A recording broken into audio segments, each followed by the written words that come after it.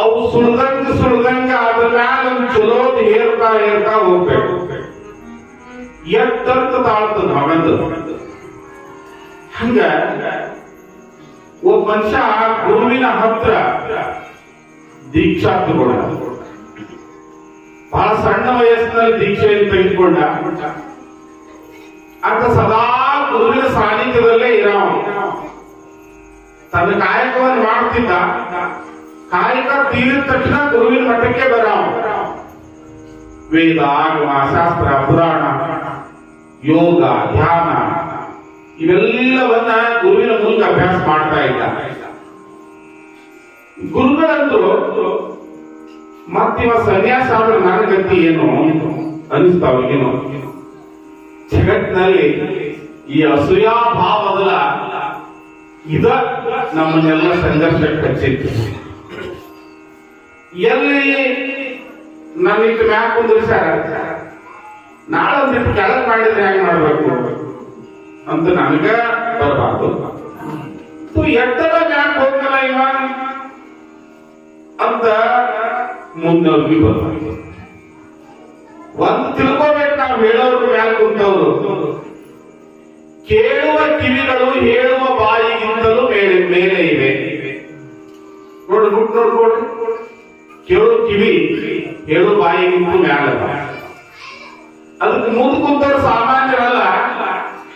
ನೀ ಇವತ್ ಸಂಗಮನಾಥನ ದರ್ಶನಕ್ಕೆ ಬಂದಿದ್ದಿ, ಇಲ್ಲೇ ಹುಟ್ಟಿ ಇಲ್ಲೇ ಬೆಳೆದ ಅವ್ರ ರಕ್ತದೊಳಗ ಸಂಗಮನಾಥದಾನ. ಆ ಅರಿವು ಹೇಳುವಂತ ಬಾಯಿಗಿದ್ರ ಬಹಳ ಚಂದ ಕರ್ಕೊಂಡು ನಾನ ಬಾರಿ ಹೇಳ್ತೀನಿ, ಇವಕ್ಕೇನ್ ಗೊತ್ತದ ಅನ್ಕೊಂಡ್ಬಿಟ್ರ ನಡೆಯಂಗಿಲ್ಲ. ಹಂಗ ಸದ್ಗುರುನಾಥ ಅನ್ಕೊಂಡ ಸಂಘ ಮದುವೆ ಆಗುವಾಗ ಯಾವ್ರಿ ಮುಂದೆ ಅದು ಸುಖದ್ದಲ್ಲ, ಸುಮ್ಮ ನಿಮ್ಮ ಸಾಹಿತ್ಯದೊಳಗೆ ಆರಾಮದೀನಿ ಅಲ್ಲೇ ಅನ್ನಲ್ಲ. ಹಂಗಲ್ಲ, ಸಂಸಾರದೊಳಗೆ ಸದ್ಗತಿ ಕಾಣಬೇಕು. ನಿಜ, ಸಂಸಾರದಲ್ಲೇ ಸದ್ಗತಿ, ಮೋಕ್ಷ ಸಂಸಾರಿಕರಿಗೆ ಬಹಳ ತೀವ್ರವಾಗಿ ಲಭಿಸ್ತದೆ. ಗುರುಗಳ ಹೇಳ್ಯಾರ ಅಂತ ಹೇಳಿ ಅವು ಹೇಳ್ದ, ಅಪ್ಪ ಹೇಳ್ದ. ಹುಡುಕ್ಯಾಡಿ ಬಂದ ಅವರ ಸಮೀಪದ ಬಂಧುಗಳಲ್ಲಿ ಒಂದು ಕನ್ಯೆಯನ್ನು ತಂದು ಮದುವೆ ಮಾಡಿದ್ವಿ. ಮದುವೆ ಆಯ್ತು, ಚಂದ ಸಂಸಾರ ಹೊಂಟು. ಮದುವೆ ಆದ್ಮೇಲೆ ವಾರಕ್ಕೊಂದು ಮಟ್ಟಕ್ಕೆ ಬರಕ್ ಶುರು ಮಾಡ್ತಾರೆ. ಸಹಜ ಐತ. ಮುಂದೆ ಮಕ್ಕಳಾದ್ರು, ತಿಂಗಳಿಗೊಮ್ಮೆ ಯಾವಾಗಲೂ ಬರ್ತಿದ್ದ. ಮುಂದೆ ಬೋರ್ ಬಿತ್ತು ಹೊರದಾಗ. ಗೊಂಜಾಳ 20-46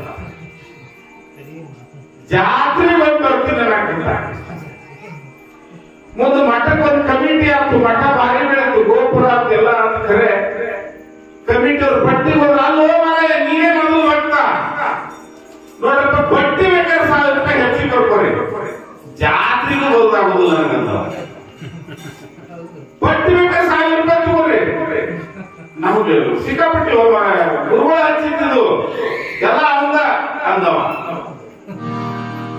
ಪಟ್ಟಿ ಅವರು ಸಂಜೆ ಕಡೆ ನೋಡಿದ್ರು, ಬಗಲ ಬಿಡ್ಕೊಂಡು ಮಟ್ಟಕ್ಕೆ ಹೋದ್ರು. ಗುರುಗಳು ಬರಟಿಗೆ ಸೋಡಾ ಮಾಡಿಸಿದ್ರು, ಚಾ ಮಾಡಿಸಿದ್ರು. ಇದಾಗ ಶಂಕರ ಮುಖ ನಗಾಕ, ಯಾಕೋ ಸ್ವಲ್ಪ ಯಾಕೆ ನಗ್ತಿಯಲ್ಲ ಅಂದ್ರು.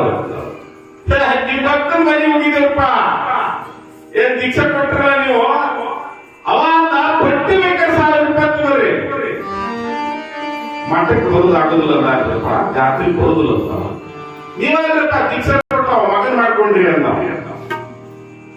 ಹೌದಲ್ಲ, ಗುರುಗಳಿಗೆ ಚಿಂತೆ ಆಗ್ತಲ್ಲ. ಯಾರಿಗೂ ಅನುಗ್ರಹ ಮಾಡಿರ್ತೀನಿ, ಮಗನಿಗೆ ಅನುಗ್ರಹ ಮಾಡೀನಿ, ಇವ ಬರುದಿಲ್ಲ ಅಂತ ಹೇಳಿ ಚಿಂತೆ ಮಾಡಕತ್ತಿದ್ರು. ಗುರುಗಳು ನಶಿನಾಗಿದ್ದ ಹಲ್ಲು ತಿಕ್ಕೊಂತ, ಹತ್ತಿ ಕಟ್ಟಿಲೆ ಹಲ್ಲು ತಿಕ್ಕೊಂತ ಮಠದ ಮುಂದೆ ನಿಂತಿದ್ರು. ಇವ ಹೆಂಡಿ ಅಡಿಗೆ ಹೊರದುಕೊಂಡು ಹೊಂಟಿದ್ದ. ಆ ಡೋಳೆ ಅಡಿಗೆಯಿಂದ ಅಳಸಗೆ ಆ ಹೆಂಡಿ ಮ್ಯಾಲ ಸೋರ್ತಿತ್ತು, ಕಣ್ಣಾಗ ಬರ್ತಿತ್ತು, ಬಾಯಾಗ ಬರ್ತಿತ್ತು, ಹಂಗ ಒರೆಸ್ಕೊಂತಿದ್ದ, ತಗೊಂಡು ಹೊಂಟಿದ್ದ. ಇದು ಸಂಸಾರದ ಅಡಿಗೆ, ಸಂಸಾರದ ಅಡಿಗೆ ಹೊಂಟಿದ್ದ. ಏನಂತ ಸಂದರ್ಭ ತಿಳಿದಿಲ್ಲ ಅಂದ್ರೆ ಹೆಂಡಿ ಹೊರಕೊಂಡು ಎಲ್ಲಿ ಹೋಗ್ತೀವಿ, ತಿಪ್ಪಿ ಹೋಗ್ತೀವಿ ಅಂತ. ನಿಮ್ಗ ಅಂತವ ಬಿಡ್ರಿ ಸರಿ ನಿಮ್ಗೆ ಏನ್ ಮಾಡ್ತೀರಿ ಅಂತ ಚೆಲ್ಲರ ಬರಬಾರದು ಕಸ ಚೆಲ್ಲಿ ಹೆಂಡಿ ಚೆಲ್ಲಿ ಹೆಂಡಿ ಕೈಯಾಗಿ ಹಿಡ್ಕೊಂಡು ಮ್ಯಾಗಿನ ತಟ್ಟು ತೆಲುಗಾಗಿನ ತಟ್ಟ ಹೆಡಿಯಾಗಿ ಹೊತ್ಕೊಂಡು ಮುಖ ಒರೆಸ್ಕೊಂಡು ಬರಾಕತ್ತಿಲ್ಲ ಒಂದೊಂದು ನಿಮಿಷ ಬಂದು ಹೋಗ್ಬಿಡುವ ಸಾಕು ಚಂಚಲ ಬೊಬ್ಬಟ್ಟಿ ನಿನ್ನ ನೋಡ್ಲಾರ್ದ ನನಗೊಂದು ನಮೂನಿ ಪರದೇಶಿ ಭಾವನೆ ಬರಾಕತ್ತಿದ್ವ ಪ್ರೀತಿ ಶಿಷ್ಯ ನೀನು ಒಂದು ನಿಮಿಷ ನನ್ನ ಮಾತು ಕೇಳ್ತೀಯ ಅಂತ ಕೇಳ್ತೀನಿ ಇರ್ಲಿ ಹೇಳಿ ವಜ್ಜಾಳ ರಾಶಿ ಪಾಸಿ ಮುಗ್ರಾವು ಹೇಳ್ತೀನಿ ಏನಿಲ್ಲ ನಿನಗೆ ಯೋಗ ಶಕ್ತಿಯನ್ನು ಕಲಿಸಿಕೊಟ್ಟಿನಿ ಪ್ರಾಣವನ್ನ ಮಸ್ತಕದಲ್ಲಿ ಇಳಿಸಿಕೊಂಡು ದಿವಸಗಟ್ಟಲೆ ನೀ ಸತ್ತ ಹೆಣದ ಹಾಗೆ ಶವಾಸನವನ್ನು ಕಲಿಸಿಕೊಟ್ಟಿನಿ ಈಗ ಮನೆಗೆ ಹೋದ ಕೂಡಲೇ ಹೊಸಲಿಗೆ ಎಳೆಯು ಬಿತ್ತು ನಿನ್ನ ಎಡವು ನಿನ್ನ ಬೀಳು ಪ್ರಾಣವನ್ನ ಮಸ್ತಕಕ್ಕೆ ಏರಿಸಿಕೊಂಡು ಸತ್ತು ಶವದಂತೆ ಬೀಳು ತಾಸು ಬಾಳ್ ಬೇಡ ಮುಂದೆ ನೋಡಮು ಆದ್ರೆ ನೋಡಮು ನಿಮ್ದು ಬಾಳ ಆಗೈತಿ ಊರ್ ಮಂದಿ ಬಂದಿಲ್ಲ ಮಠಕ್ಕ ಬರಲಿ ಅಂತಾರೆ ಇದನ್ನ ಕರಿಬಾರ್ದು ನೋಡ್ರಿ ಬಾಳ ಕರಿತೀವಿ ಸೀತಾ ಮನೆಗೆ ಹೋದ ದೊಡ್ಡ ಹೊಸ್ಲಿ ಹೆಂಡಿ ಹೆಂಡಿ ಹಿಂಗ್ ಮಾಡಿ ಹೋಗೋದು ಹೊಸ್ಲಿಗೆ ಎಡುದಂಗ್ ಮಾಡಿ ದಪ್ಪನ ಬಿದ್ದ ನಿಮ್ಮ ಅಪ್ಪ ಬಿದ್ದ ಎತ್ತು ಎತ್ತು ಅಪ್ಪ ಬಿದ್ದ ಅಂತ ಹಂಗ ಹಿಂಗ ಮಾಡಿ ಯಾರೋ ಬಂದು ಎತ್ತಿದ್ರು ಯೋಬೆ ಅಪ್ಪ ಕೈಕಾಲ ಎತ್ತಲ್ಲ ಮೂರ್ ಹಿಡಿದ್ರೆ ಬಂದ್ ಹಿಡಿದು ನೋಡಿದ್ರೆ ಉಸಿರ ಇಲ್ಲ ಪಾದಯಪ್ಪ ನಿಮ್ಮಪ್ಪ ಎಂತ ಸುಂದರ ಸಾವು ದೇವರಾಗಿದ್ದು ಅಂದ್ರು ಎಷ್ಟರ ಪುಣ್ಯ ಮಾಡಿ ವಯಪ್ಪ ಅಂದ್ರು ಆಯ್ತು ಬೀಳ ತಂದು ಗುಡ್ಡಕ್ಕೆ ಪಡೆದ್ರು ಸುದ್ದಿ ಹೇಳಿ ಕಳಿಸಿದ್ರು ದೈದವ್ರು ನೋಟ್ಬುಕ್ ತಗೊಂಡು ಮುಂದೆ ಬಂದು ಕೂತು ಮಗ 10% ಖರ್ಚು ಮಾಡಿದ್ದಿಲ್ಲ 1 ಲಕ್ಷ 2 ಲಕ್ಷ ರೂಪಾಯಿ ಮಾಡಮ್ಮ ಅಂತಾರ ದೈವ ಈ ಸೊಕ್ಕ ಬಾಳ ಒಂದ್ 4-5 ಲಕ್ಷ ರೂಪಾಯಿ ಖರ್ಚು ಮಾಡಮ್ಮ ಅಂತಾರ ಅಡ್ರಿ ಏನು ಹಡ್ತೀವಿ ಒಬ್ಬಿಟ್ಟು ಮಾಡ್ರಿ ಸಿದ್ದರಾಮ ನಿಮ್ ಕಡೆ ಇಲ್ಲ ನಮ್ ಕಡೆ ಎಲ್ಲ ಬಾಳ ಇಲ್ಲಿ ಮಾಡ್ತಾರೆ ಚಲೋ ಸತ್ತವರು ಹಣ ಕಳ್ತಿದ್ರ ಆ ಮನಿ ಯಜಮಾನ ಎಟ್ ಹಾಕದ ಎಟ್ಟಿಲ್ಲ ಕುದುರೆ ತರೋದಿ ಒಬ್ಬಿಟ್ಟು ಮಾಡಿಸೋದಿ ನಮ್ಮ ಸಂಸ್ಕಾರ ಅಲ್ಲದು ನಮ್ಮ ಪರಂಪರೆ ಅಲ್ಲದು ನಮ್ಮ ಹಿರಿಯರ ಸಂಸ್ಕಾರವೇ ಅಲ್ಲ ಇರ್ಲಿ ನಿಮ್ ಚಿಂತೆ ನನಗೆ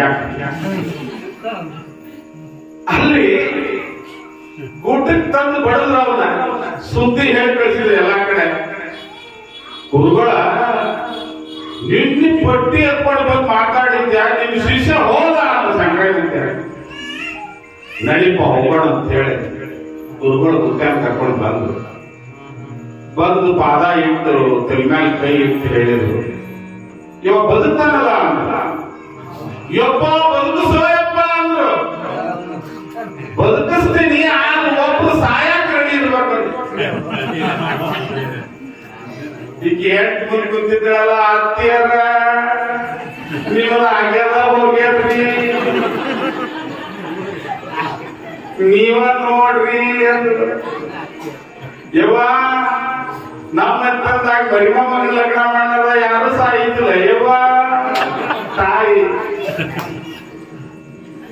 ನೀ ಕಟ್ಕೊಂಡು ಹೇಳ್ತೇವ ನೀ ಹೋಗ್ತಿದ್ರು ಹೋಗ ಯವ್ವ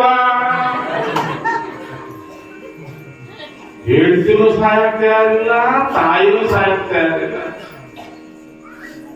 ಮಕ್ಕಳು ಲಗ್ನ ಆಗಿದ್ದು ಸ್ವಸ್ಥೇರಿದ್ರು ಎಂತ ಅತ್ತಿ ಸಸಿಯ ಯವ್ವ ತಾಯಿ ಹೇಳ್ತಿ ಅಂತ ಬರ್ಬಾರ್ಬೇಡಿ ಯವ್ವ ನಿಮ್ಮ ಮಕ್ಕಳಿಲ್ಲ ಮರಿಯಲ್ಲ ನೀವು ತಯಾರಾಗಿ ಯವ್ವ ಅಂದ್ರೆ ಹೌದ ಬುಬ್ಬಿಡಿ ಅಂದ್ರಾಕಿ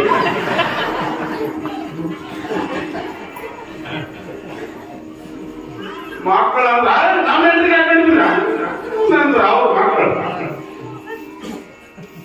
ಗುರುಗಳಂದ್ರು ಮತ್ ಮನ್ಯಾಗಂತೂ ಇವನ್ ಸಲುವಾಗಿ ಯಾರು ಸಹಾಯಕ್ ತಯಾರಿಲ್ಲ. ಈ ಮಂಚದ ಸಮೇತ ಎತ್ಕೊಂಡು ಬಂದು ಕಟ್ಟಿಗಿಟ್ರ ನಾನ್ ನೋಡ್ತೀನಿ, ನಾನೇ ಜವಾಬ್ ಇರ್ತೀನಿ. ಯಾಕಂದ್ರೆ ನಾನ್ ನಿಮ್ಮನೆ ಜವಾಬ್ ಹಾಕ್ ಬರಂಗಿಲ್ಲ. ನಾನ್ ಗುರು ಸಮಾಜದ ಜಾಗ ಹೊರಗೆ ಕಟ್ಟಿ ರೋಡ್ ಮೇಲೆ ಕಟ್ಟಿ ಮೊದಲೆಲ್ಲ ಲಾರಿ ಬರ್ತಿದ್ದು, ಈಗ ಸೈಕಲ್ ಮೋಟರ್ ಸೈಕಲ್ ಬರೋದಾಗ ಇವ್ರಿಗೆ ಕಟ್ಟಿ ಮೇಲೆ ತಂದಿಡ್ರಿ ಅಂದ್ರೆ ಮಂಚ ಎತ್ತಿ ಹೊರಗೆ ತರ್ಬೇಕಂದ್ರ ಮಂಚ ಬಾಗಿಲಿಗಿಂತ ದೊಡ್ಡದು. ಅದು ಗುರುಗಳಂದ್ರು ಮಂಚಾರ ಕೊರೀರಿ ಬಾಗ್ಲಾರ ಕೊರೀರಿ. ಮನ್ಯಾಗ ಮಂದಿ ಅಂದ್ರು ಸಾಗವಾನಿ ಬೆಟ್ಟಿಗೆ ಬಾಗ್ಲದ್ರಿ, ಇದು ಮಂಚ ಬಾಳ ಕಿಮ್ಮತ್ತಿದ್ದದ್ರಿ ಬ್ಯಾಡ್ರಿ ಅಂದ್ರು. ಸತ್ತಂದ್ರಿ ಎಲ್ಲ ಸತ್ತವ್ರು ಬರ್ತಾರನ್ರಿ. ಮತ್ತ ಆಮೇಲೆ ನಮ್ಮ ಅಪ್ಪ ಬದುಕಿಲ್ಲ ಅಂದ್ರೆ ಮಂಚ ಬಾಳ ಯಾಕೆ ನೀವು ಕೊಡ್ಬೇಕು ನೋಡ್ರಿ. ಸಂಘ ಹೆಂಗದರಿ ಅಂತ ಗುರುಗಳು ಕಳ್ಳೆತ್ತಿ ಪಟ್ನ ಬಡದ್ರು. ಎದ್ದು ಸಂಘ ನಡ್ರಿ ಮುದ್ದೆ ಸಾಕಂದ, ನಡ್ರಿ ಸಾಕು, ಸುಮ್ಮನಿರಬೇಕು ಶಿವನಾಥ. ಹಂಗ ಈ ಲೋಕ ಅದಲ್ಲ ಮಿಥ್ಯದ ಲೋಕ ಇದೆ.